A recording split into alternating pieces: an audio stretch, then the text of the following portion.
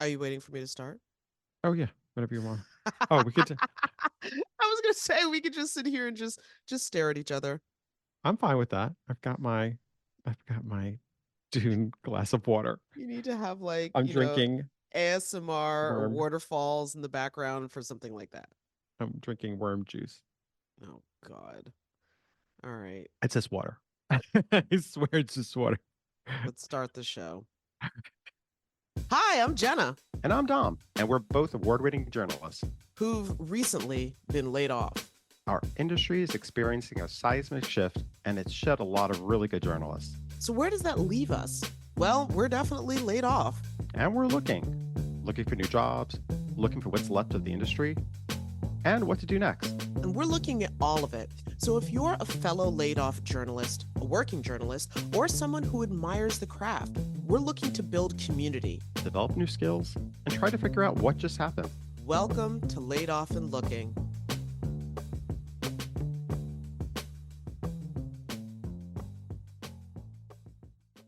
All right, so we are back with what is this, part 2 of our conversation with Samantha, Yes. which got even more in depth, I would say, for us because we discussed the issues of burnout and something that apparently a lot of us confuse for burnout, and that's called moral injury, which she explains what that concept is and how it affects a lot of journalists. And that is something I did not even realize how much I had wrestled with throughout my career. Yeah, it was. The conversation with Sam was just so deep. Um, and I think we both said this to her too. It felt like we just went through a therapy session with her. We did. Um, and at the end of the show, we after we recorded with Sam, you and I recorded, um, I guess our reaction to the interview, which you'll hear at the end of this episode. Um, and that felt like another therapy session. So it was really, really helpful in terms of seeing how this is all like the impact burnout and moral injury, how what it Yeah, has on us and the impact it's had on us. absolutely. Um, but to go with that, because we still do have a headline that actually fits with today's episode. Dom, what is it and where does it come from? Who do we thank for this piece? Well, it's a piece in editor and publisher. Um, and basically it's about it was really a survey that was done by well, this was yeah, let's see, it's editor and publisher, and it was the Reynolds Journalism Institute at Missouri School of Journalism in partnership with research firm Smith Geiger. They released one of the largest surveys ever conducted on burnout in journalism in the journalism industry. Basically, they did a survey with based on responses from 1,140 active and former journalists, and they asked for feedback about burnout. And it was really interesting in terms of how people responded. Amid widespread pessimism, the vast majority of respondents agreed that greater work flexibility and scheduling and work from home options are needed. Um, and it goes on to say that while some options like a 4-day work week might be more challenging for news organizations facing financial and staffing squeezes, others, like hybrid shifts that allow employees to complete their work from combination of in-office and at home, could be implemented more easily. So a lot of people, are looking to how they work in journalism. Here's the thing I'll say from my own experience. While a lot about the pandemic was traumatic, and we've talked about that, the fact that it introduced work from home has been a game changer for me. A, lo- a lot of journalism is research. And so, a lot of my day when I was in the office was literally spent on the computer, researching, reading, maybe sending out some emails. And in all honesty, those are things that I could do at home. And for me, and I think for a lot of people who are working in major metropolitan areas, chances are if you're a journalist, you're probably not living in that metropolitan area simply because, salaries being what they are and the cost of living being just laughable at this point. So I had a long commute getting in to work, and being able to be home, like, I'm sorry, my quality of life has just gone up so high. My blood pressure went down. Um yeah, like, and this doesn't mean that I never, like going in or never want to go in. We've talked about, how we're going to Mhm. work out being able to connect in the city more often, but uh, yeah, there's stuff that, like, do I really need to be here to read an article online or to send out emails to possible sources? Yeah, I think, and that's part of the thing too. Like, of course, maybe a 4-day work week might not necessarily, because journalists and former journalists are looking at the type of work that's being done Yeah, requires a lot and requires a lot in terms of, mental and physical and in terms of, covering stories and different journalists do different things. that's Um, also very true.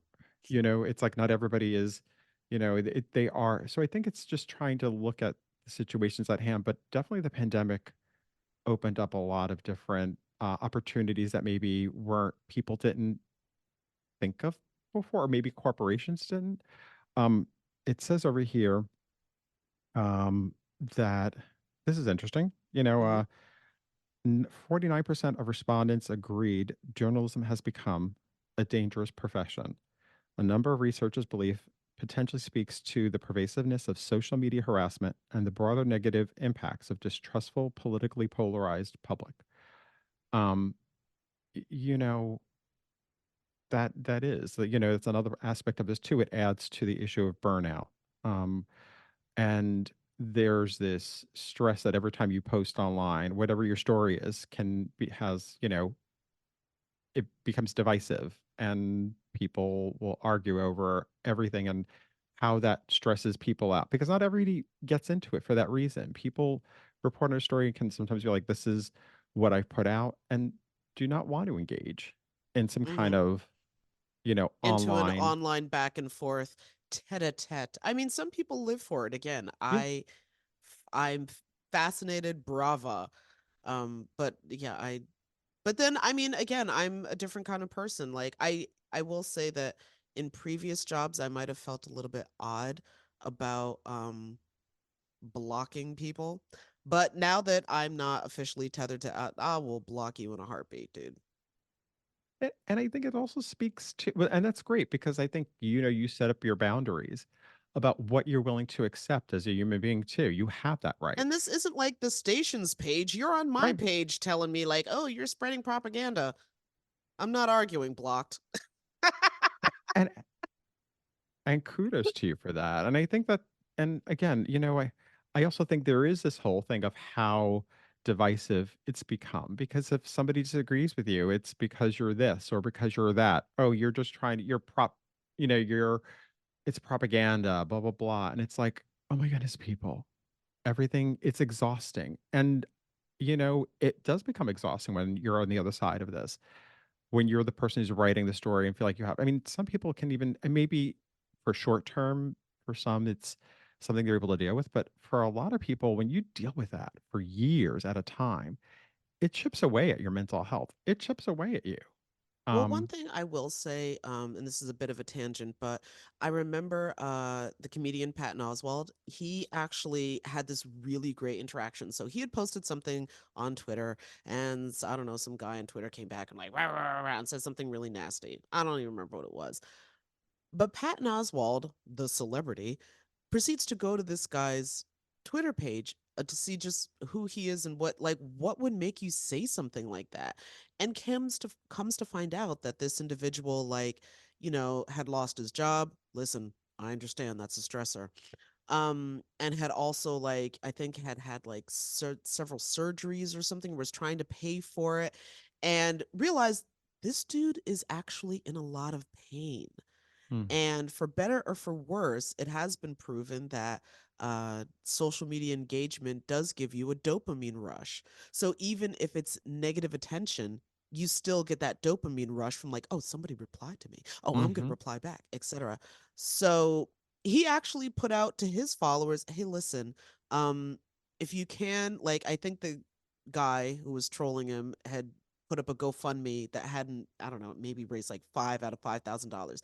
So Patton Oswalt puts out to his followers, listen, go donate to this dude. He is going through a really tough time. Yes, he said something nasty to me, but I really think it was coming from a, a place of desperation, I guess, for lack of a better description. And so, to make a long story short, Patton Oswalt's fans end up like funding this guy's surgery or whatever it was that he was trying to pay for, and it ended up being a beautiful story because somebody reached out to the guy and he was like, I never in a million years thought. But I will say that even in those moments where, and listen, I don't, as of right now, I don't get a lot of trolls, but on the occasions when I do, there is a part of me that's just like, if you hate this content so much, why are you engaging with it? Like, what's going on for you that made you seek out something that's going to enrage you? That's just my take.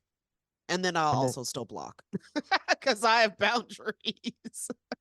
well, number one, I love Patton Oswalt, and thanks for sharing that story because I remember when that happened. It's amazing, but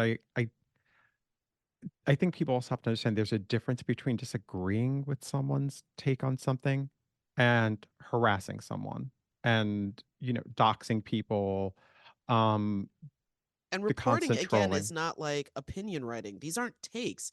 These are just facts. Like this is a story. It's just facts of something that's happening. That's literally all I've done is share like here's the thing that's happening. Exactly.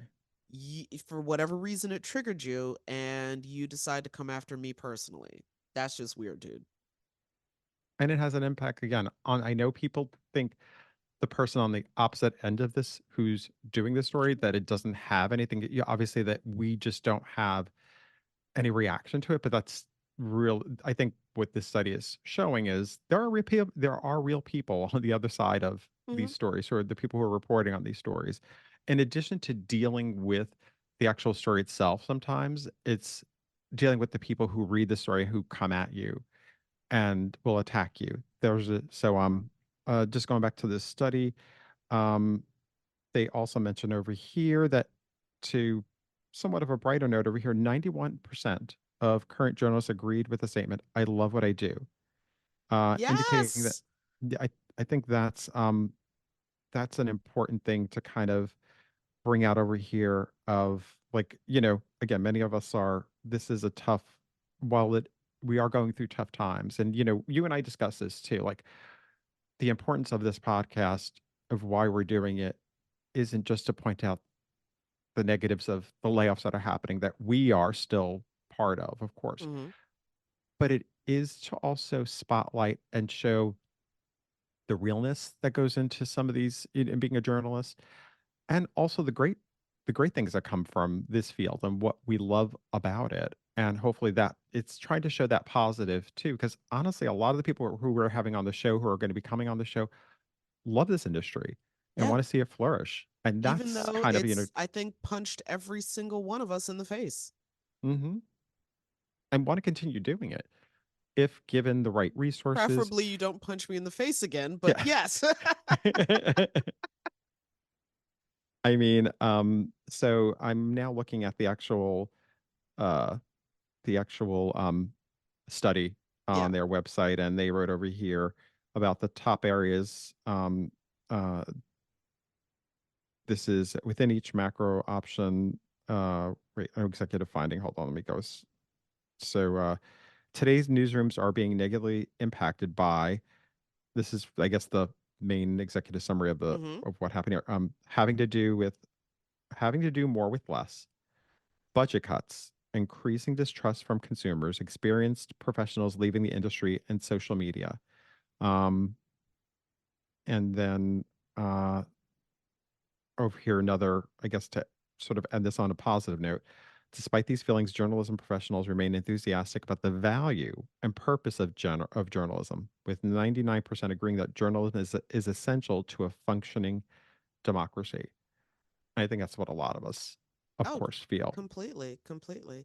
And I guess what I would add into that is, and we've been exploring this as well, when people say journalism is essential to a functional democracy, yes, it is about stories about government, but it's also about stories about the arts. It's stories about culture. It's stories about, you know, just human interactions, the way people show up for each other and help or, sometimes harm. Um, but all of those are also essential factors in creating I think, a healthy society and then, of course, a functioning democracy. Exactly. All So I right. guess now we'll We will toss bring to the you, part two. bring you part two of our conversation with Samantha Ragland. Ragland, Vice President of Journalism Programs at American Press Institute. There you go. All right, here it comes. Well Sam, done. there's also this, for the people who are left behind, a lot of times, you know, as newsrooms have gotten, smaller, there's more work Sure. and there's more opportunity for, I mean, there was opportunity before we were talking about burnout, but also, now we're looking at, even more so. You're expected to do more with less resources. So, talk a little bit about the reality of burnout and also what are things that we can be doing in terms of, seeing the signs that one is burning out before it gets too late, before it gets to the point where you're like, you shut down. Yeah. Yeah, it's so hard in these situations because there's typically not like like we talk about a restructure, and a newsroom is either going into a restructure or just coming out of a restructure, or they're thinking about a restructure. And that's like just the norm, right? But when it comes to these massive layoffs, and massive, depending on the size of your newsroom, could be 12, it could be 200, fine. But there's typically not a restructure and redesign of the work. There isn't like a come to Jesus that says, this is what we were able to do with all of those people.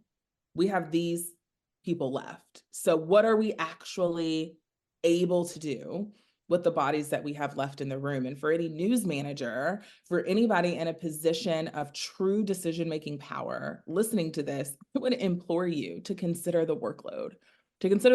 And what really needs to stay because it serves your mission, and what really needs to go. But maintaining with fewer people is only going to cause people to resent the work, resent the culture, and eventually begin, if they aren't already, looking to exit because, Dom, to your point, they're hoping to avoid burnout, or they are already in the throes of it. They're learning more about it and realizing that there's no way out. How, So how go ahead, Jenna. does, oh, okay. I'm just wondering how, when it comes to burnout, because I had one very significant experience of burnout where I was just ground all the way down. But at the same time, looking back, um, my devotion, unfortunately, to the oh so toxic hustle culture played a role in myself getting burnt out. But yet at the same time, in such a competitive field, it almost, at least from my perspective, it sometimes felt as if you gotta hustle, you gotta grind, you gotta, times like money, man. You gotta get out there, you gotta grind, you gotta hustle, you gotta keep going, going, going, going, go until there's nothing left to give. Yeah. So burnout is specifically about your relationship with the work that you do. And that relationship is not just about the present moment in time. That relationship is also about the world that you came from, right? And so if you are coming from a family unit, a culture unit, that overvalues, right? I'm gonna overvalues work, then coming into your professional life and finding that you embrace the hustle culture because, right, this is the only way that you've ever been taught to do work. Then there's more to unpack there with your relationship with work beyond the managers that you're working with, the newsroom that you're in, right? So there's some historical markers from your family and their family that you might need to unpack. to redefine and reclaim your relationship with work as you as an individual, right? Or decide that the way that I came up is the way that I am, and this is who I will be when I work, right? So burnout, your relationship with work, it is both your relationship and the relationship you have been taught for it to be. The number one question to ask, I think, when you are starting to wonder if you're burned out, or you're like, maybe I am, the question for you as an individual contributor and the question for your manager running the team is, how can I support them? What kind of support do I need as an individual contributor? And then for the manager, how can I support Jenna right now? Right? Because when you are burning out, the lack of support is a contributing factor. And for some of this, it will be very hard to find an answer when the natural inclination is, oh, the support is another body, but I just laid that body off. This is why work design is really, really important.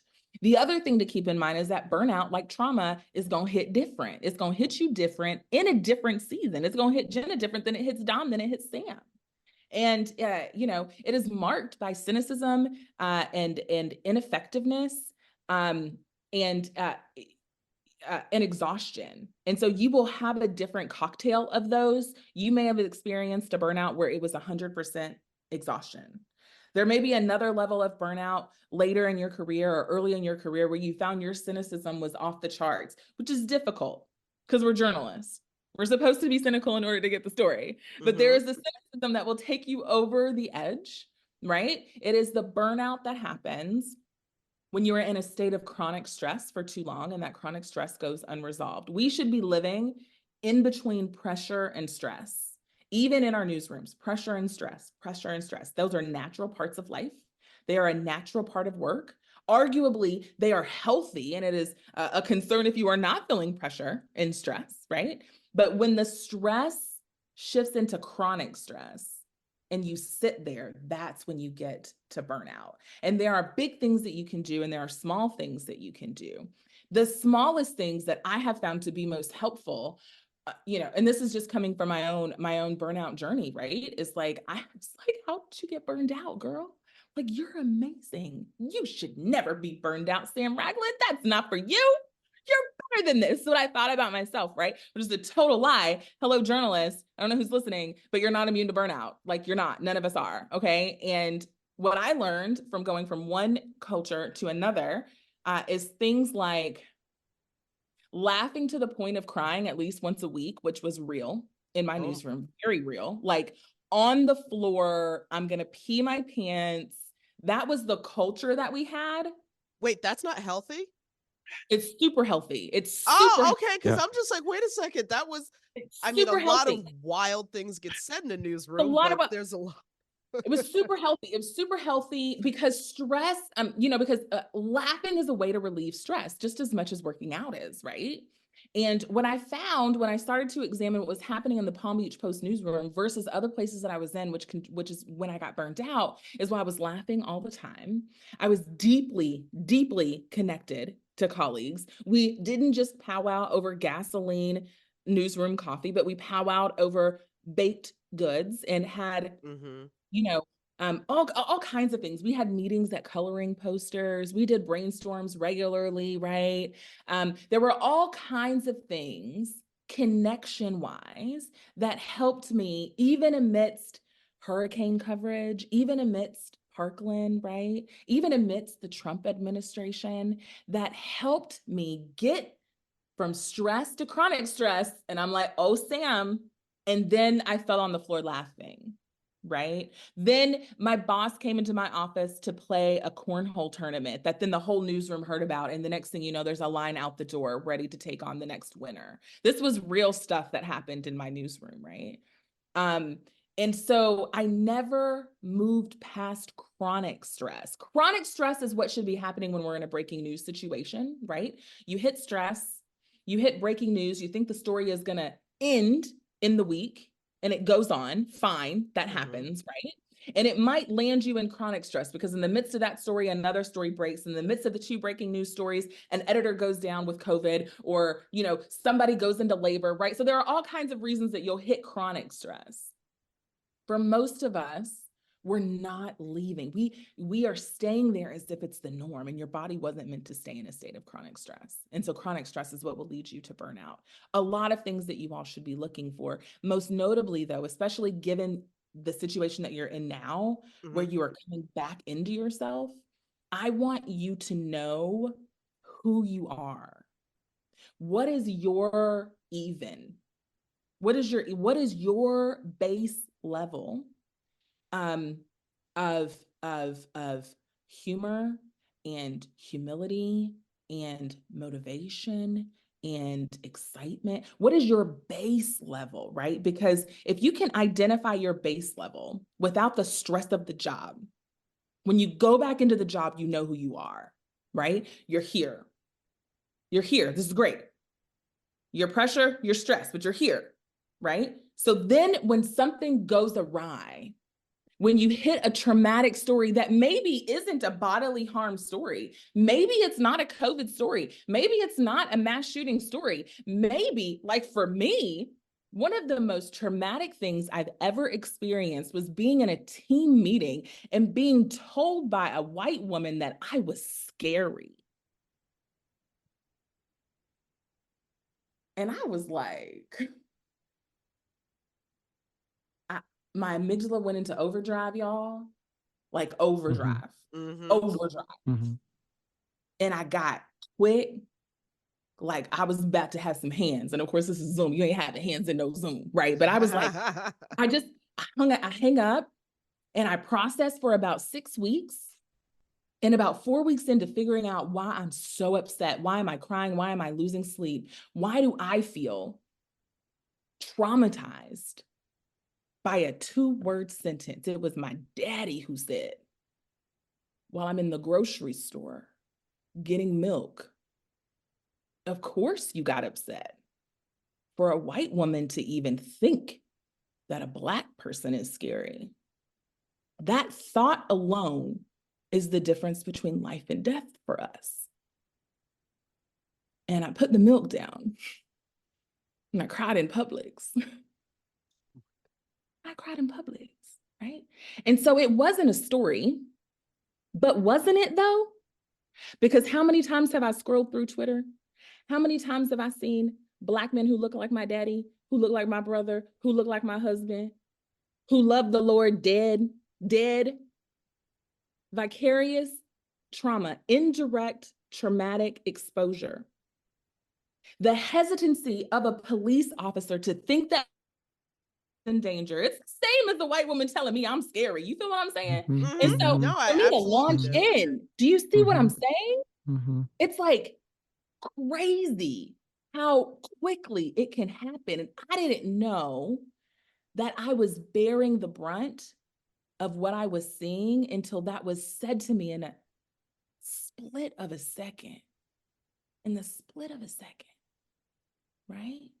And so we need to get to a point where we respect people's life experiences, where we respect that cultural trauma, generational trauma that lives in the bones of Black and brown bodies.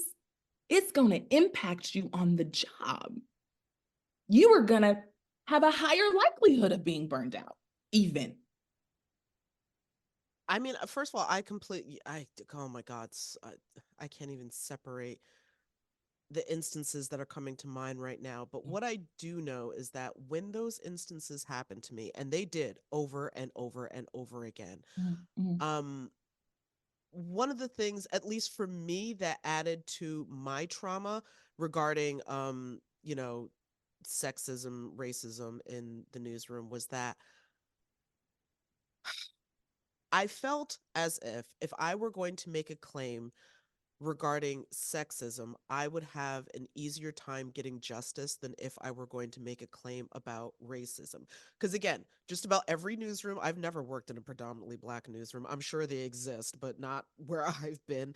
So I've always been like one of, I don't know, maybe 2, 3 Black people in the.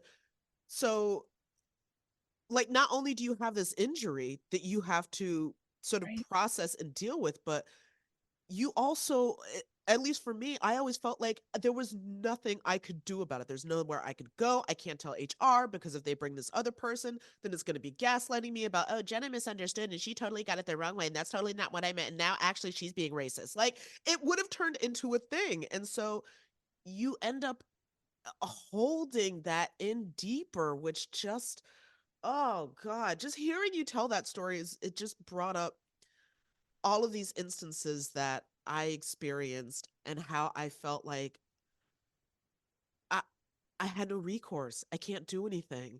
because yeah. Yeah, I Oh mean, God. the lack of agency, well, we have a retention problem in the newsroom, and this is certainly a part of it, right? But because as humans, I think our default psychologically is to believe things like, I mean, it can be as simple as like love languages, right? Like, oh, my love language is like or words of affirmation. And so I'm going to speak to my partner words of affirmation, but then you miscommunicate, right? Because your partner's love language is like acts of service. And he's like, can you please just do the dishes or whatever the case is? Can you please just like help me paint this cabinet, right? And it happens, those miscommunications happen all the time. Our default is our own style, right? If we lead this way, then we expect others to respond that way because they would respond the way that we respond. If we are impacted by this specific traumatic experience, then we expect others to respond in the same way, right? That the way that I respond to trauma, by buckling in, zeroing in, getting laser focused, that's the way that everybody responds, right? And that's just not true, right? And so similarly, the more that we can acknowledge and value the lived experiences of everyone on our team, in our newsroom, the more likely we are that people will feel comfortable enough in these spaces to like let go of some of that. If I was in my old newsroom, I would have told my boss, I'd have been like, Clay, freaking Clay. In fact, when that happened to me, I went to lunch with him and he was like, that's racist as hell. I was like, you said it, and you're the whitest man in America. Said it, And so, but I trusted him, right, to be able to be that. And he trusted that what I was saying was true, at I least don't true think for I've me had from my that. experience. Do you know what I mean? I We had don't think I've so had that. much, we got ground we got to get ahead, Mhm. and I will say this on the work that I'm doing now with the American Press Institute. We convene news leaders a couple of times a year for local news summits. And in October, this past October, we convened about 60 news leaders and non-news leaders for a mental health summit for Global Mental Health Day in October. And the desire to get it right, the curiosity to measure well-being and prove it out, right? That this is impacting our bottom line when our newsrooms and our people are unhealthy. It was so thick in the room, and there was so much desire and energy. There were practitioners who were like, I tried this, it didn't work, but then I tried this and it worked, right? All of that was happening. And this was 60 people, and it was probably 40 or 42 different news organizations represented. The Wow. work is happening. It is happening at a scale like this. It's always hard when you're on the front end of culture change, right? I desire for our industry to be healthier because I understand that a healthy newsroom is going to more effectively reflect the community that my son grows up in and that his kids, like, to me, it's way deeper than where I'm at right now, Mm-hmm. right? And there's a lot of people doing that. There's a lot of people doing that work. What will eventually happen in my very glass half full world is that you will be able to throw a stone and hit any healthy newsroom in time. But we're at the beginning. We're at the Wow. Mhm. beginning, right? And so how do we endure? How do we, now that we're not in the newsroom, because the three of us, we're not in the newsroom anymore. We're adjacent. We're what they call newsroom adjacent.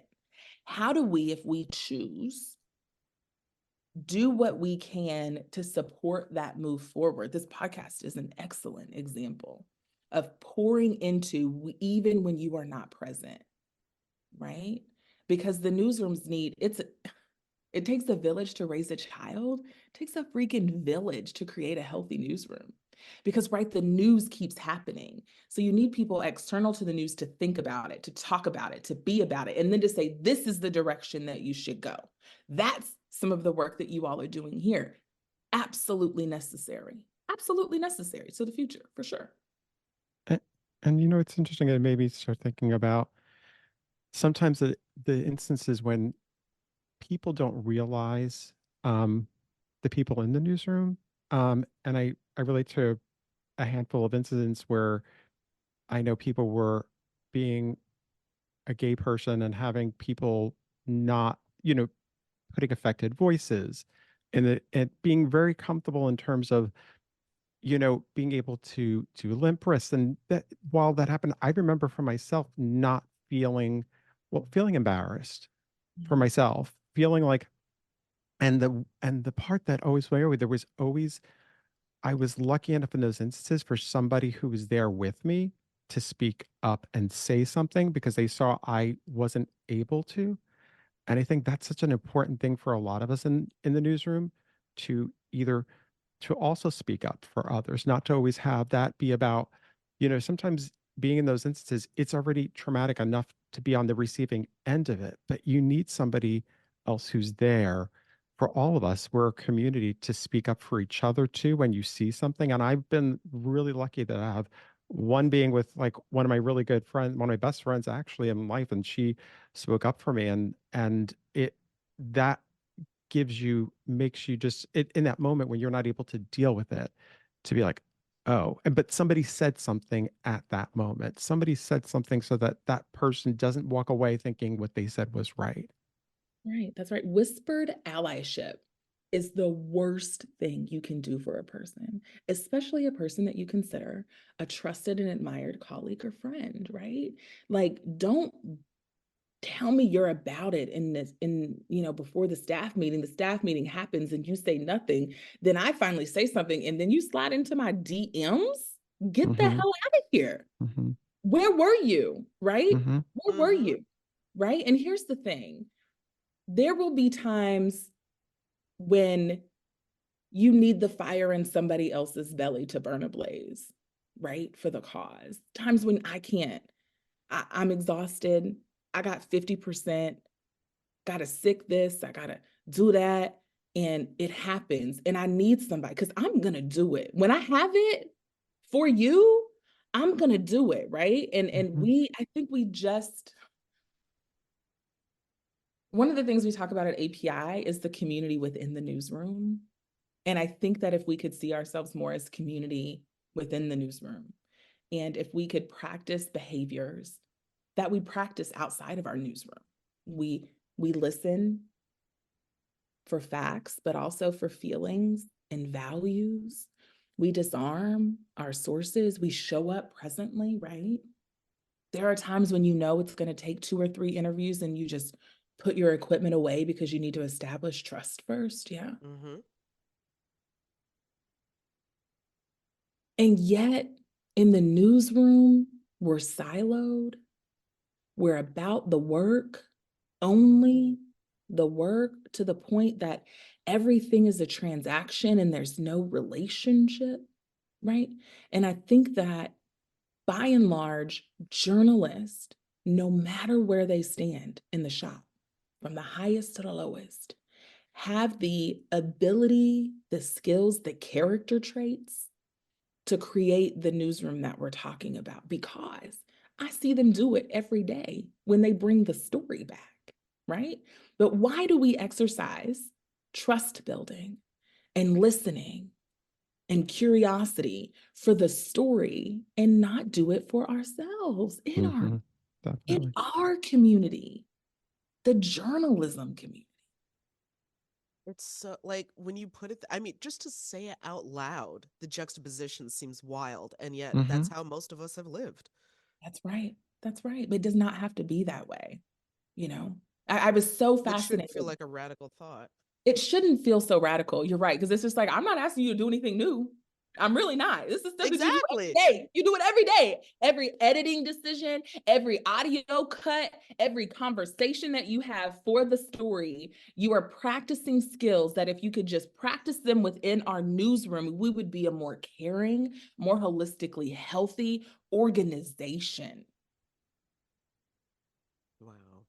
It's not, it sounds like revolutionary, but then it's like, I think that's what's amazing about yeah, it. but it's like you have the tool belt and you're like, but you're right, I do have all these tools in my tool belt. Exactly. Yeah, you already have them. Like, use them all the time, not just like some of the time. It feels like Oh it's my almost an God. evolution of journalism and journalists that we're trying to evolve into something better, because I think that for the longest time there was this sense of what a journalist was and who the job that we were doing, and you don't put yourself in the story. You have to be, this is, you're never, nobody has to know what part, like everything always has to be impartial, but it's sort of like, but we're real people. Uh-huh. And yeah, we do have opinions. Like, it's ridiculous to think that you don't have one. I think that's disingenuous, actually, to keep saying that. And maybe that's what we all need to start doing too, is part of this. I mean, some have been doing it. And it's not a question of being opinion, of course, because there is a difference. But it's, when you tell certain stories, how could you not? How could you pretend like, if when you hear somebody lying to your face, and be like, well, that's what they're saying, unless I have the proof behind them, or that's what they're, I will allow them to say what they have to say, even though it's hateful. Um, so maybe that's part of what we're seeing right now, and hopefully changing, Yeah, to get better. I really hope that changes. same. Yeah, I mean, um, the work is hard. The work is hard in the field. It shouldn't also be so difficult in the shop, Mhm. Yeah. You also brought up the issue when we were talking before about moral injury, correct? Or Mhm. more, so could you explain a little bit about? Yeah, actually, Dom, you hit on it just now. I mean, that exact example, it depending on the journalist and where they are, could feel like a moral injury. A moral injury is this idea, this issue of your moral compass, your center, your ethos being damaged because of something else that's happening, right? And so if you are told to get both sides of the story, and because you've got the facts and the data, that one side is just blatantly lying, and yet your editor is like both sides and you publish both sides. For a journalist, that can be a morally injurious situation. And moral injury is important for journalists to know today, because it is not burnout, for one. For two, it typically starts to manifest less in behavior and more in physical attributes, headaches, inability to sleep, other odd body aches will start to happen when you are experiencing moral injury, which was originally discovered in active duty military and originally studied amongst our veteran populations who come with their morals intact and then are put on the front lines, and they have to do things that they said they would never do, right? And they come back and they are damaged and they are disheartened and they are disempowered and they are unmotivated, and it's hard, it's this world just under, it's like just after burnout and just under despair, right? Where they are injured, but it's not a bodily injury, it's not an emotional injury, it's a moral injury, right? And which a lot of us journalists have. And I want journalists to know about it, because it is becoming um, a fast track to a PTSD diagnosis. And so where originally, for PTSD to happen, you're overseas and you're like a foreign correspondent and you're covering terrible, terrible, inhumane things. Now, journalists actually have higher potential exposure to a PTSD causing incident than most other professions, right under police, right? And now add to that you're reporting on climate change and nobody believes you, right? Or that you're reporting on politics in a community, in a highly conservative community potentially, and they just, you're the liberal rag, right? Can cause moral injury. When you're doing these stories and your editor comes to you and is like, nobody's reading your stories, but you know that the state of democracy, right? Or that the understanding of the voting population hinges on this story, and you're telling me nobody is reading it, right? You absorb that in this really interesting way, and it's the moral blow, and it's blow after blow after blow that just it's like you said, Jenna, it grinds you down in a way that burnout never will. There are really fascinating individual ways to repair yourself when you are burned out, right? Because there's physical ways and psychological ways and social ways to do that. Moral injury is still being discovered. And when your morals have been called into question so much that you no longer know the direction you ought to go, the solutions for that, well, I'm hard pressed to share any, right? And I want you all to know it, and I want your audience to know it, because we're in an election year. We're in an election year, and our oceans are getting hotter. We better know if I have experienced a morally injurious interaction or story versus burnout. Burnout and trauma, it's very easy at this point to know the difference, but moral injury and burnout, and the response and remedy on your behalf and on your manager's behalf will be different if it's burnout versus moral injury. And so knowing the two is really important, especially it's a calling. So we need to Yeah, know. I'm thinking of instances of I don't know, I interviews for the sake of um both sidesing an issue that perhaps there really aren't two sides to. This is really more a case of right and wrong. But because of the job title that I'm so married to, I'm not allowed to acknowledge what is morally plainly clear to me. Yeah, you got it. And You got it. I mean, we talk about this, and I just finished moderating a panel on this discussion. And one of the pieces of feedback from one of the news editors in the room after the discussion was, um, I didn't know that this was a thing. Super rough paraphrasing, but I didn't know this was a thing. But now I'm realizing I experienced it most of my reporting career. I need to go and check with my reporters now. Like, he was like, if I felt it for most of my career and I'm learning that it had a name, my reporters must be feeling it now. Hastily, he went and talked with his people, right? Language is powerful. And when you wrestle with, like, what is this? And is it even real, right? Like you asked early in the conversation, when you understand that it has a name, it changes your direction. When I understood that I was devastated by the whole shooting, and that I had a right to be devastated, and that my lack of sleeping was connected to that. You know, I looked at the journalist very differently when I understood the hierarchy of pain.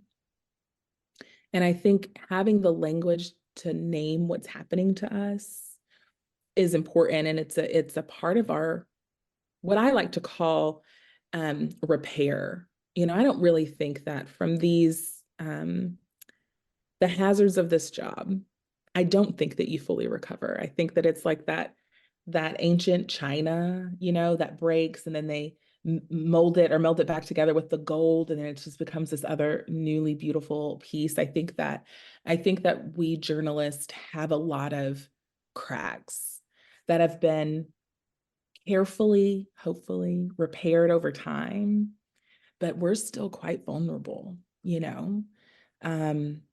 It explains how one what seems to be one small thing can eventually bring you to ruins in this work. But I think if you can at least name it, it can put you on a direction, on a path. And it allows your life to be a testimony for somebody else's. And I think that what is the point in this if you aren't sharing something that's going to help somebody else navigate a little bit better, right? A little more effectively, a little more carefully than you. I mean, do you want journalism to be around for the next 150 years? I do. Oh my God, yes. Yes. Yeah, of course we do. Of course we do, right? So we find, we're doing it. We're doing it, guys. We're finding ways. We're sharing. The other thing too that I think that is so, if I could just sing your praises once more, I think that when you practice vulnerability so publicly in the way that you all are doing now, what you find is that the stakes become so much lower the more that you practice it. And you will be able to do more of this later. And so while I know the newsrooms that you all are coming from, the leadership that you all are coming from, but when you are publicly vulnerable like this, if you can do it here,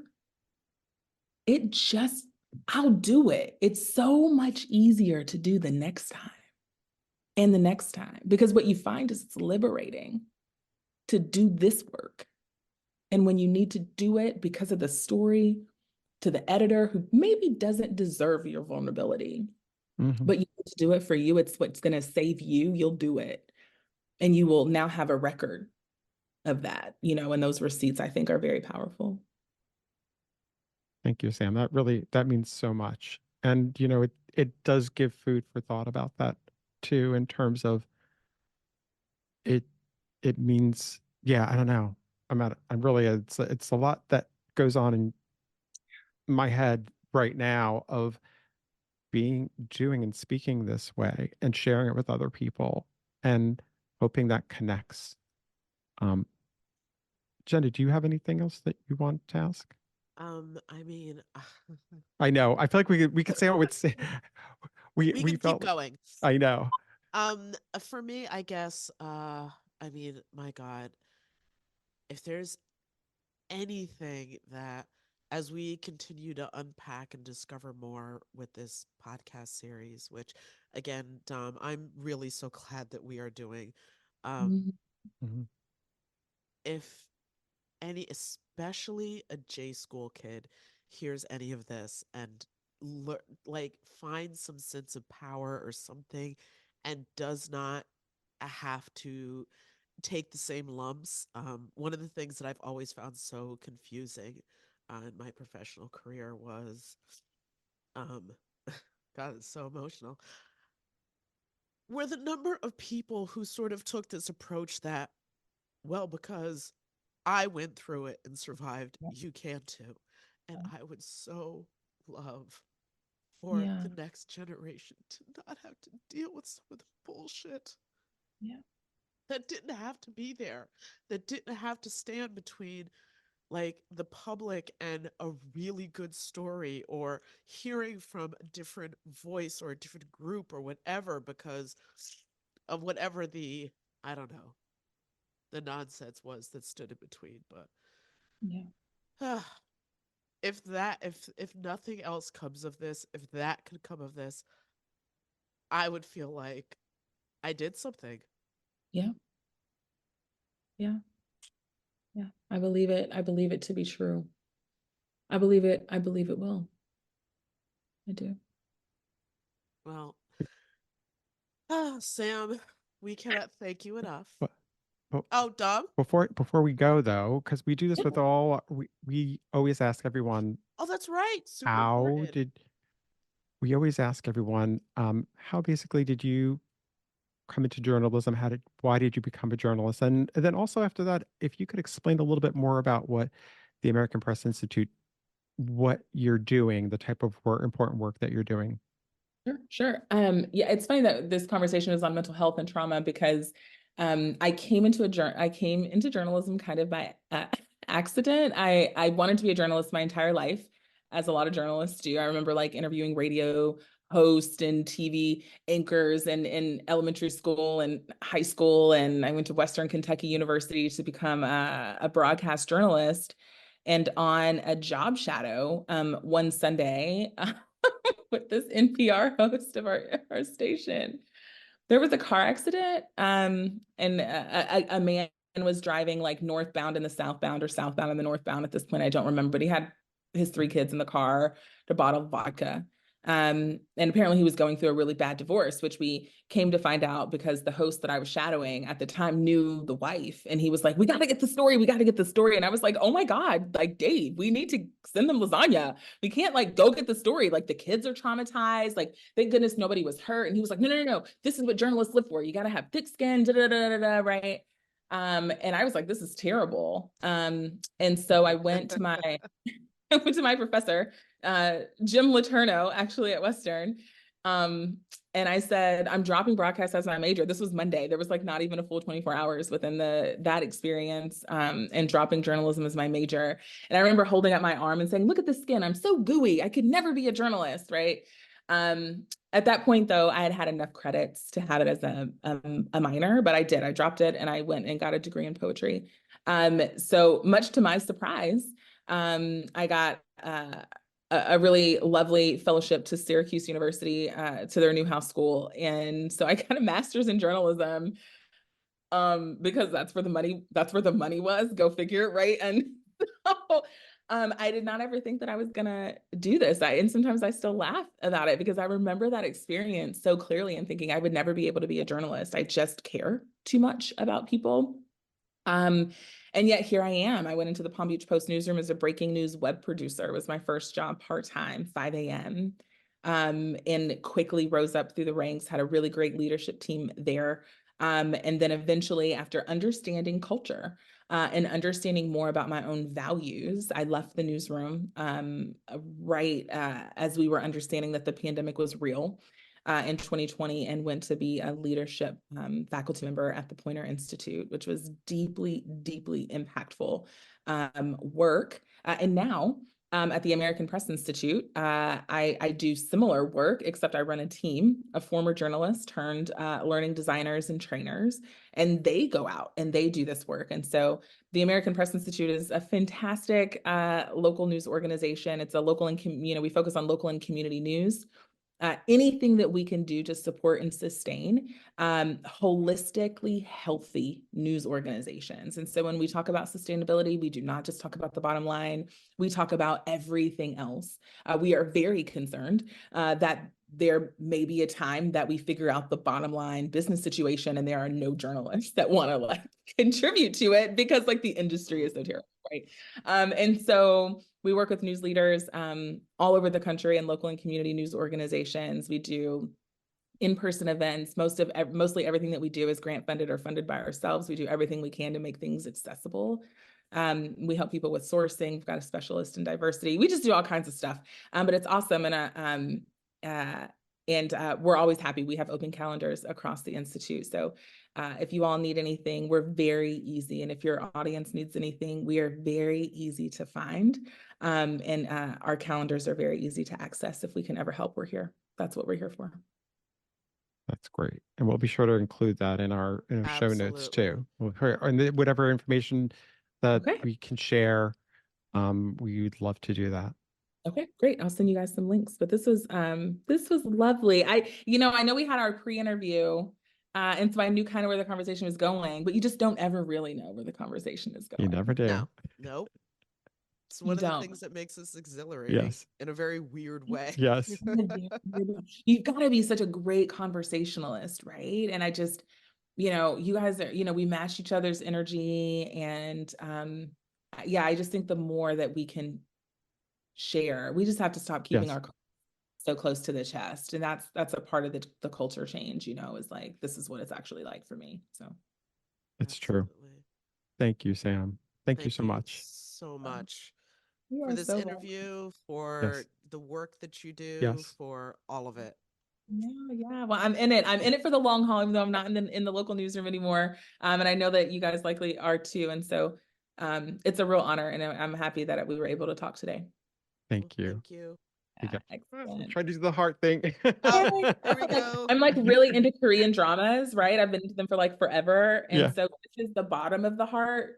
and so it means I love you Oh, from the bottom of my heart. There you go. Oh, Yes, it's very cute. So very cute. I'm not gonna be able to do John's that. like, I can't, my I'm, fingers won't like do my the fingers thing. don't do that. I'm discoordinated. I never can do it. People always try to do the, what is it, the Star Trek thing The too. I can soft, never even do. yeah.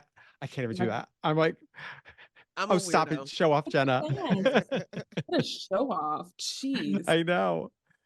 Thank you, Sam. I can also curl my tongue, but listen, there's a whole tons of weird stuff that I can do. That's another podcast. That's another, Exactly. it's an episode for another day. Yeah. All All right. right, Sam, this was absolutely Yes. amazing. Absolutely amazing. Excellent. So thank Thank you you. Thank you. We'll so, be in so touch. much. Yes, and we will be Yeah, in yeah. touch. Send me what you got. And we'll make sure that we share it out across our networks. We want to make sure that people get the message. And that's true, just kind of period. So if you guys want to stay Yeah. in touch, Yes. No, we totally, Totally. absolutely will. Yes. Once we get this up, we are gonna definitely, we've got enough to split this into 2 episodes. Yes. So, what we're gonna send, the first one will be out tomorrow for noon. Tomorrow. The next Right. one will be out next week for noon. perfect. But yeah, we'd be happy to, like, I mean, Yeah. even in our pre-interview when you were talking about the whole newsletter thing, and I'm like, that's a thing I should probably learn how to do, because anyway, I've always been the person who did the job, and there's other things I didn't learn. But anyway, there's these other aspects of just the whole, how did journalism get to this place narrative that we're exploring and unpacking, history and all this other stuff. So yeah, Leadership. like, Yep. that's leadership, yeah, a lot of Yeah, I things love it. I we love it for you guys. And I can't remember if I shared this with you on Tuesday, but somebody else who is doing similar work out of India that you may be interested in from a different oh, perspective. okay, He's focused on workplace mental health, and his experience is the newsroom. But his name is Tan Moy, and he runs a newsletter called Sanity. And so as you all continue to kind of unpack this topic and think about other people that you might want to talk to, he even does now he's even doing like coaching, and he does like mini seminars, like with small intimate groups of people. ooh, And so he's a full-fledged journalism entrepreneur at this point, but he is doing some of the most interesting and nuanced reporting on workplace mental health, from the news lens and the journalism lens, that I'm sure you guys would love to dig into his archive. yes, that is Yeah, but I'm looking at it right you'll now. Thank did you you. find him? Oh yeah, Yeah. I'm a John's always on it. super fan. He's very good. But yeah, thank you all so much for doing this work. If I think of anything else, I'll let you know. All right. Well, I mean, you have our contacts now, Yes. and we Okay. definitely would love to be in touch, because this Yes. was not just this interview, but again, the work that you guys are doing, I think, is so essential to this. Clearly, this whole thing has to be rebuilt, and I would like to see it rebuilt in a healthier manner. Mm-hmm. Let's not just Mm-hmm. recreate what we were doing. That was Yeah. clearly not working. Yeah, that's right. Yeah. And It's going to take a lot of courage, because fortunately we're not going to, we're not going to burn the boat, we're not going to blow up right. the boat. We're going to have to rebuild in the building that we're in. And if future news leaders look at present news leaders who maybe aren't as radical as what we were talking about, if they think that that is the way, then it will just prolong the God, no, change, no, no, no, no, no, right? no, no, no. So even if what I encourage news leaders to do is go against the grain, even if you have to go against the grain of the culture of your newsroom. It will be thankless, it will be lonely, it will be worth it, because it has to start somewhere. Even Mm-hmm. when the people at the top are showing you something different, it has to start somewhere. It really does. And we just, like, I stand by, leadership being so important, because if you allow that, if you show that how you manage your organization is coming from that different perspective, it will change. But if you just try to hold on to a certain way of thinking, if it's only about money, Yeah. that's how we got into this, is because people were Yeah. looking at solely from a financial. And don't mistake me, finances are important, but you have to also think about the people, because that's who's running these organizations, the people. That's what I loved about what you were talking about, was so much about really, you know, we are human beings. And, I sometimes get concerned that, maybe I'm I am always a little bit concerned the public doesn't see it that way. Journalists have become so No. politicized. And so Yeah. therefore people see us as propagandists. And then with that comes the thing where the people who are the head of these companies are like, it's just about money. How many eyeballs do we have? And that's it. And it's not about mental health. It's not about taking care of the people who are really on the front lines of telling the stories that we tell. And you lose voices because lots of people then don't want to do the job because they're like, I don't want to deal with that shit. I don't want to deal with instability. I don't want to deal with, Mhm. you know, uh, all this crap that I have to, all this stuff that gets, and I don't get paid well. Yeah. That's right. Yeah. And then it's more expensive to replace you if you're Mm-hmm. replaced at all, right? And Mm-hmm. so, If you're they're just there. replaced at all. There has to be a better way. There has to be.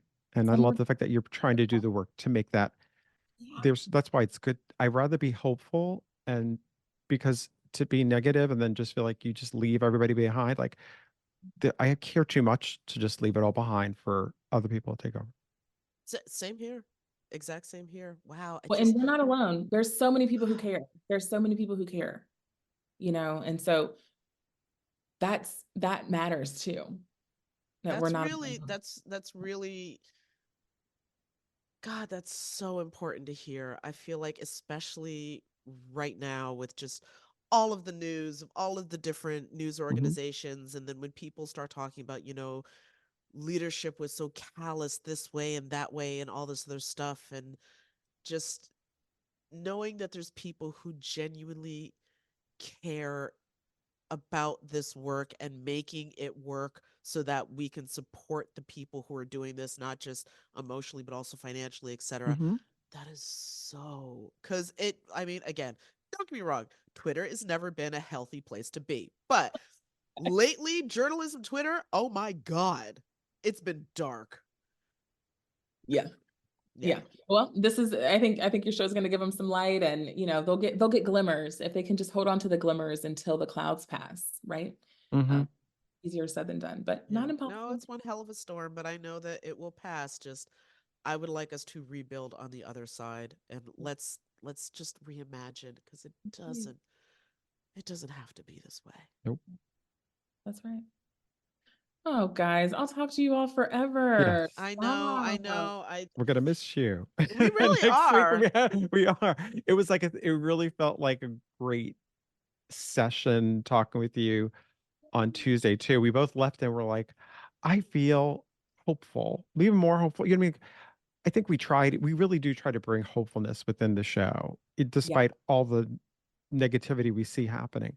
But it also felt good to, you feel validated when you hear other people, hearing you say the words that you say, and also knowing what you've been through your journalism career, knowing you've been there. That's important. it's important. It is, but you're right. Like when you're in the thick of it, right? There is something really interesting about going adjacent, and maybe you all choose to continue Mm-hmm. this, right? And stay Mm-hmm. adjacent for a little while, which is cool. What's interesting about it is that then your vantage point in gets blown wide open, right? And Mm-hmm. where you can feel so alone, Mm-hmm. then you get access to like a different perspective, and you're like, oh my God, Mm-hmm. like there are people doing this. There are people making gains.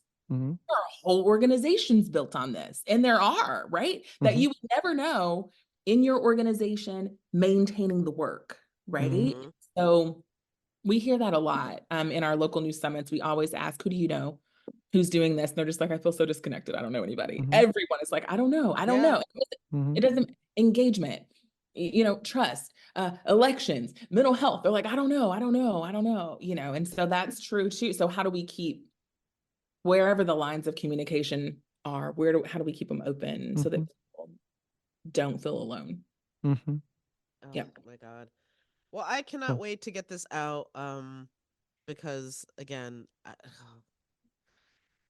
I know there's other people who are going to hear this and feel seen, because you Mm-hmm. say the things that I think a lot of us think, and even in our water cooler conversations, even in our Slack conversations, still don't get said fully or wholly. Mm-hmm. Um, and that's one of the things that I always found so weird, is that here we are working in communications, and yet none of us communicate with each other. Terrible communicators. I know. I always found that It's to be so wild. Originally, I was like, it's a part of our charm. And now I'm like, it's so annoying. It's Can you such please a do better? dysfunction. And you start feeling like it's only your organization until you start talking to other people like, oh no, we all experience it It's too. You know, it's so everywhere. crazy. I don't know if it's because we over communicate externally that we are communicated out That's a like good point. internally. I don't know. I mean, it's bizarre. I don't know. I would just like the idea of the haggard alcoholic journalist to be a thing of the past Same. and Yes. not Yes. something that we are driving more people towards. Um yeah. Oh god. Oh, now I'm thinking, oh god. Anyway, Yeah. Hold on to hope, friends. yes, Hold on Thank to holding hope. you. on to hope. And And you give us a lot of hope to hold on to. yes. Yes. And enjoy your time down too. Oh, Thank yes, that's right. you. Enjoy the vacay. Yes. Enjoy Yeah. it. I think the toddler is asleep now, so Okay. I'm gonna rest. Good. I don't know Oh, what well, I'm definitely. Mama, get maybe that rest in. hot cocoa. I don't know what I'm gonna do. We'll see. Who knows? Vacation. Maybe I'll do nothing. There you go. Nothing. Nothing Good. wrong with that. I Yes. All struggled to do that right. yesterday with the COVID, but I did it. Not the Nothing. COVID. Capital T. Thanks, Sam. All Have a right, good one. bye, Thanks, John. Sam. Thanks, We'll be Jenna. in All right. touch. See you guys later. Bye. Bye. Bye. Whew. All right, so that what first of all, I'm like I'm Tom Hanks in League of Their Own. There's no crying in news, and I did not expect um to get emotional, but honestly, for me, being genuinely honest, and at this point, what have we got to lose? Mm-hmm. To be genuinely honest and discuss some of these issues, there there was no stopping the tears. And again, this is like, I mean, fine, I'll date myself. This is 20 plus years of stuff that I've held on to and buried because just keep going, just keep grinding, just keep whatever. And yeah, but how is that for you? I mean, well, the one I call bullshit on Tom Hanks with that no crying in baseball. You know what? Everybody, it's okay to cry. And I think it's healthy. And I think it helps us in these moments to get in touch with our what we're really feeling. And I know what you've been going through.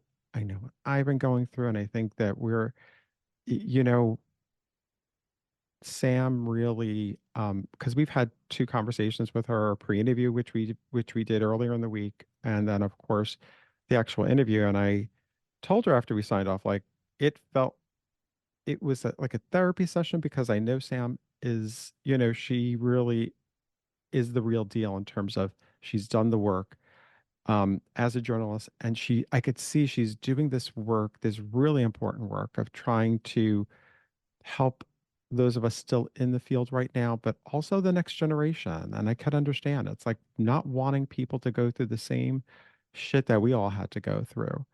Um, and yet at the same I point, genuinely don't want that. no, no, and yet we also want it better for ourselves too. We still have years left in this. It's not so we want it better for ourselves too. So for me, I just feel even like I always, this, I try to be hopeful. But even with Sam too, I just feel like I feel even more hopeful. I just feel much more seen and heard, and people from listen, we have our friends from Fourth, Sana and Jared, Paul from the Washington Post, and Sam. Like it's now, I have to say, like I feel so much more energized in the work that we're doing right The new here. friends we are gonna make. Yes, yes. And we have new people we're meeting, but it really I'm so it's such a great feeling of like, okay, we're in a shitty situation and we hear these horrible stories well, I mean, I want to put in perspective, of course, but you really do people losing their jobs. Yes, I know. Things will people will find new work, but I also know that it's a lot. And I think a lot of people are going through a lot. And I see it whether it's on people we talk to in our personal lives or it's people we see on LinkedIn or on X/Twitter, whatever it is now. And I think I just see a lot of people going through a lot of emotions, and that makes me, um, I don't know, it makes me just want to feel like, that there's hope, that people can hopefully see that there's a chance, there's light, and maybe not right, maybe right now it's a little dark in the tunnel, but hopefully there's light that comes through each of us. I think that was Um, the biggest takeaway from the conversation with Sam is that there's another side, yeah, um, and that you know this can be rebuilt in a healthier way. And I guess again, when we talk about internalized trauma or whatever, there's certain things that I literally did not like. It shouldn't feel revolutionary to say, we can rebuild this and we can rebuild yeah, this in a much healthier, much more functional way. And yet it feels like, but this is how it's always been done in this toxic manner. So y- I don't know. I feel inspired and I also feel like my mind is blown, if that yeah. makes any sense. I'm with you. I'm with you. It's again, there's a lot to change.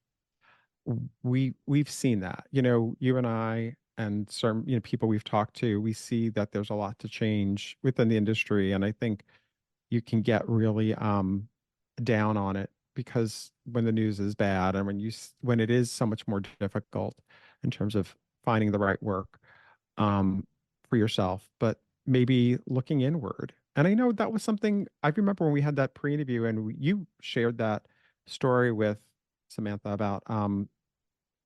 about you're a journalist, Hmm. and she brought up the whole fact of, but and I know she brought this up in a different way, but I really do think like I'm so curious for you, where do you see yourself? I mean, did you sit on that? Because I know you've been sick, so that's the thing too. People need to know Yes, you. I did what I thought were allergies turned out was COVID. Super fun. Yes, but have you started sitting on a little bit of that fact of for yourself? Okay, I'm a journalist, but there are other things. I actually there was What something else? Yeah. you tell. I do remember there was something you mentioned when we were talking. I'd love to hear you talk about um that. Oh, okay. All right. Well, there were so many things, No, but painting. It was the oh, painting. yes. Okay, sorry, the artwork. Yeah, so I guess first of all, art has always been a very prominent part of my life. My dad was an art major in college and you know, again, so the God, this is so multi-layered. Initially was going to go into advertising, except as a young black man graduating in the late 60s, found that to be a shockingly racist world. Now that we've all seen Mad Men, we get it. Hmm. Um, so he didn't follow that career path. Uh, and then a few years later, he, finishes his master's, meets my mom, gets married. I showed up, and then, quote unquote, dad got a real job. And so he ended up working for the state and never really got to pursue that passion. And but it had always lingered for him. And so it was something that, like appreciating art and engaging with it was something that we were always um encouraged to do, my brother and I, but at the same time, um, and I don't necessarily think that I got this from my parents. I know I couldn't have got this from my parents because they encouraged and supported me becoming a journalist. So clearly they were not about like, you have to get a job that's going to make money.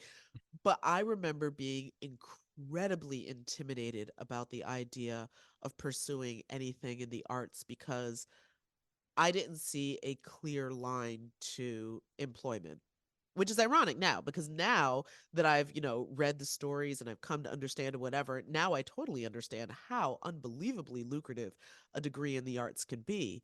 But yeah, when I was looking to go to school, I also had a passion for storytelling. News was always a very prominent part of my household as well.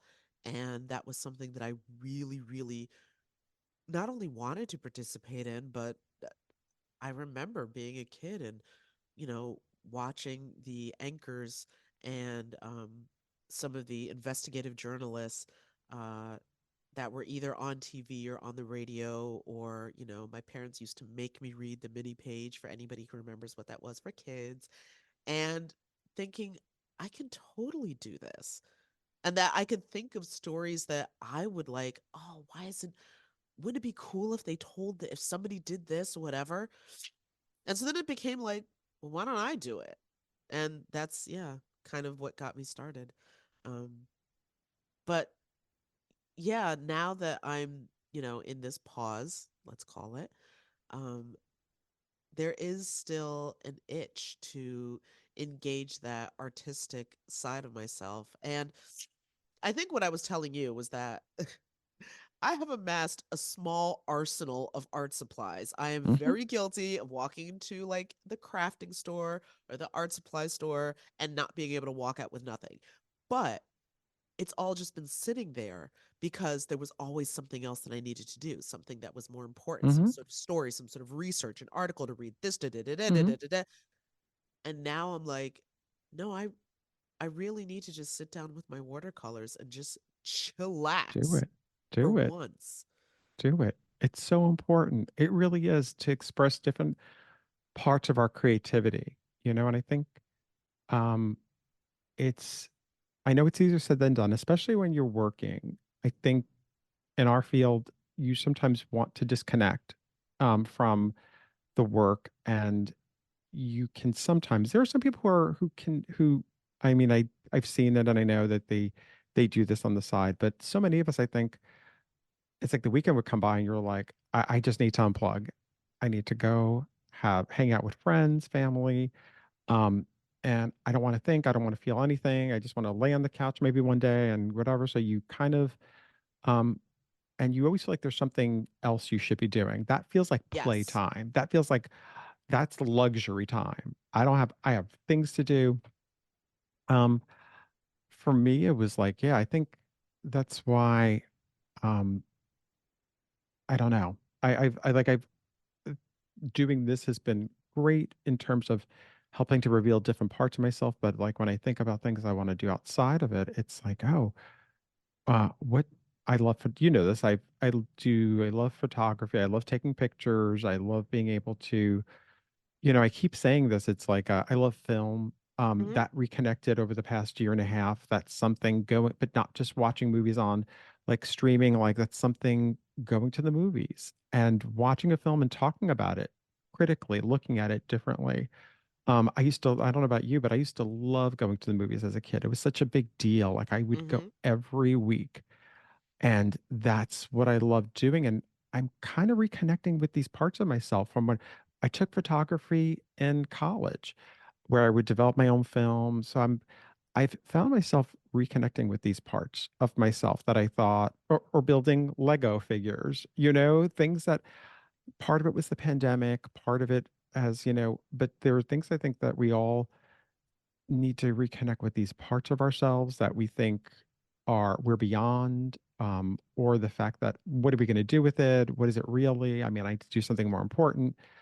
And I just love the fact that it's something that, and I don't know where it takes us, right? We don't know, but doing these creative things leads us somewhere else, whether it's internally, No, it feeds, exactly. it calms us down, or maybe we become interested in doing something. Maybe, it's for you, maybe it develops into painting something and you could, I don't know. I don't know. It's like there's no expectation except for the fact that, do you enjoy doing it? And if you do, That's what I do it. think I really need to focus on. I have to get out of the hustle culture headspace of like, can I monetize this? No, just do I enjoy I need to do something that I mean, don't get me wrong. I obviously I love journalism, etc. Mhm.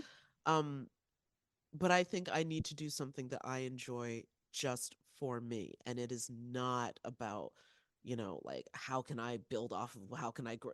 No, it's just something that I just enjoy doing.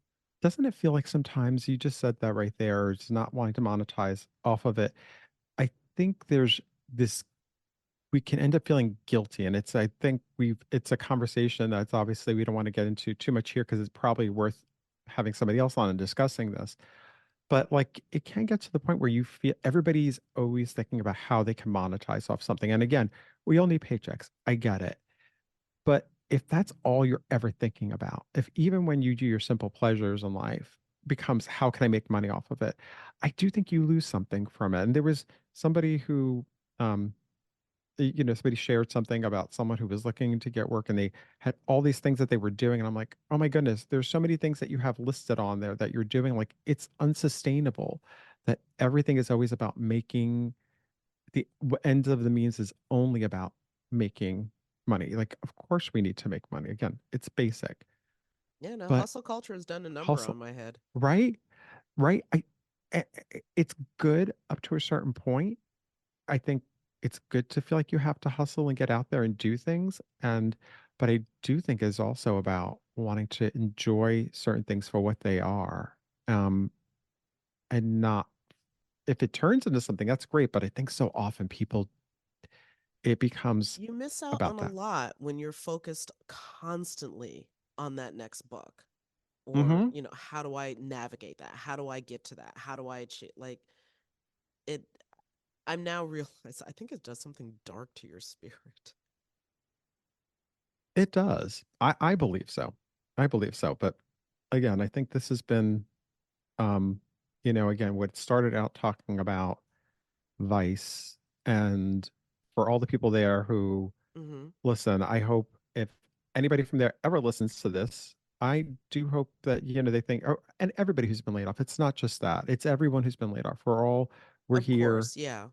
we're thinking of everybody. We're in that same situation, but we are also hoping that people take something from this.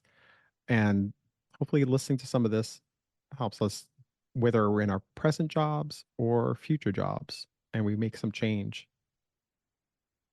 Yeah, no, absolutely. I hope that for I guess, yeah, WAMU, Vice, wherever, or any other Mm-hmm. organization. My God, at this point, there's too many to There's many. even list. There's many. I know. That's just what we started off with. But I hope you so feel seen. I yes. hope that Yes. whatever part of your actual self, not just your journalist self, but your actual self that has been shelved, let's say, put on the back burner so you can get the job done, so you can hustle, hustle, hustle, hustle, hustle. I hope that that part of you is able, through hearing this at some point, that you feel seen and heard in a way that maybe you hadn't before. But I Hmm. wish that for everybody, Everyone. Yeah. everybody, period, especially who has been through this jarring experience of losing your livelihood and having Mm-hmm. to figure out Mm-hmm. now what. Mm-hmm. It's incredibly jarring. Mm-hmm. Laid Off and Looking is an independent podcast conceived of and created by Jenna Flanagan and Dominic Camia. Music provided by Jay Cowett, research by Lori Ruthenbucker. Reach out to us anytime at laidofandlookingpod@gmail.com. New episodes drop every Friday at noon.